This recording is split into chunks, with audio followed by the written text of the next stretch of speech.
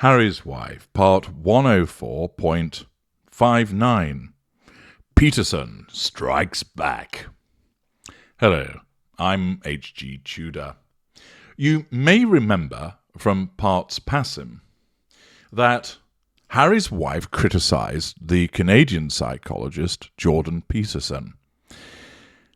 Well, it would appear that Mr. Peterson has struck out at her. Let's find out what he had to say and examine this with regard to the narcissistic dynamic. We turn to the reporting from Belinda Palmada again at news.com.au. It just grates on me. Jordan Peterson hits back at Harry's wife. Psychologist and author Jordan Peterson responded to Harry's wife after she took a swipe at him on her Archetypes podcast. Dr. Jordan Peterson has hit back at Harry's wife after she took a swipe at him in her podcast. Last month, the Duchess of Sussex took a swipe at the controversial psychologist on her Spotify series, Archetypes, over his use of the word crazy. The former Suits actress featured an audio clip of the self-help author saying, "I don't think that men can control crazy women." During an interview with Piers Morgan Uncensored, Dr. Peterson was asked how he felt about appearing on the Duchess's podcast as a villain. Her voice drips with the same falsehood that the voice of Kamala Harris drips with, he told the Sky News host. It's this sanctimonious, compassionate, talking down to her audience. Now, Dr. Peterson has got it nailed on, identifying that she speaks with falsehood, that she drips with this false compassion, and that she's sanctimonious. He sees straight through her, as so many other people do. While appearing to impersonate the royal, Dr. Peterson drew laughs from Piers Morgan as he continued, trying to be sure that we're all really on the same compassionate page here, and we're all being victimised by terrible forces that are arrayed against us, and none of that's really fair. It just grates on me, he said. And I do believe that it is the case that it's very difficult to control female antisocial behaviour, often of the type that's been pilloried as hysterical, and I think there is no shortage of clinical evidence to support precisely that claim.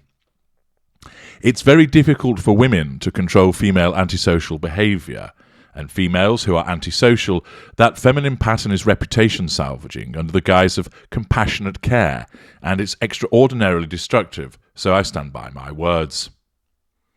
This is not the first time Dr. Peterson has been criticised. Back in September, actress Olivia Wilde made comments about the psychologist. Speaking with Interview magazine about her latest film, Don't Worry Darling, the filmmaker explained the character Frank, played by Chris Payne, was based on the Canadian author. "We base that character on this insane man, Jordan Peterson, who is this pseudo-intellectual hero to the incel community," she told the outlet. The star explained that incels are disenfranchised, mostly white men who believe that they are entitled to sex from women. This guy, Jordan Peterson, is someone that legitimizes certain aspects of the incel movement because he's a former professor, he's an author, he wears a suit, so they feel like this is a real philosophy that should be taken seriously. Dr. Peterson broke down in tears during an interview with Piers Morgan Uncensored after discussing Wilde's comments. This insane man, this pseudo-intellectual hero to the incel community, incel being these weirdo loner men who are despicable in many ways, is that you? Are you the intellectual hero to these people? Morgan asked. Sure, why not? People have been after me for a long time, because I've been speaking to young men. What a terrible thing to do. Dr. Peterson replied. It was at that point the controversial commentator broke down in tears. I thought the marginalised were supposed to have a voice, he said, in tears. A lot going on, of course, with regard to this exchange, and aspects of it I'm going to leave for another occasion. Here, I'm focusing on the issue of Harry's wife. The fact, of course, that she spoke out against Dr. Peterson has caused him to respond to that and point out, in his usual way of identifying, that he sees her behaviour as problematic, and he particularly nails it by identifying the falsehood by which she functions and operates, along with the sanctimonious false compassion whereby she talks down to her audience. Doubtless, she'll be made aware of this riposte that has come back from him, which, as you know from my work, is challenge fuel. She will not like it. She will not like the fact that both Piers Morgan and Dr. Peterson appear to have buddied up in a pincer movement on her. Naturally, Piers Morgan is painted black as a consequence of her disengagement from him many years ago. And irrespective of those who unjustifiably say that he's obsessed with her, he's not. It's simply the fact that he, as a different type of narcissist, always has to respond when she comes up on the radar, and she does. She does come up on the radar again and again and again. Piers Morgan is a broadcaster and journalist. Therefore, what she does, unfortunately, is newsworthy because a lot of people are interested in what she's doing. And as a consequence of that, it comes upon his across his bows as a broadcaster and journalist. And thus, there's narc and narc action. When she appears on his radar, his narcissism asks, is she under control? The fact is, she's not, because he has no information that confirms he has control of her, and therefore his subconscious narcissism directs him to assert control. He doesn't do it directly because he no longer communicates with her, either, and most likely because he doesn't have the means of doing so, or possibly that his own narcissism guides him not to go down that route, and instead he smears her.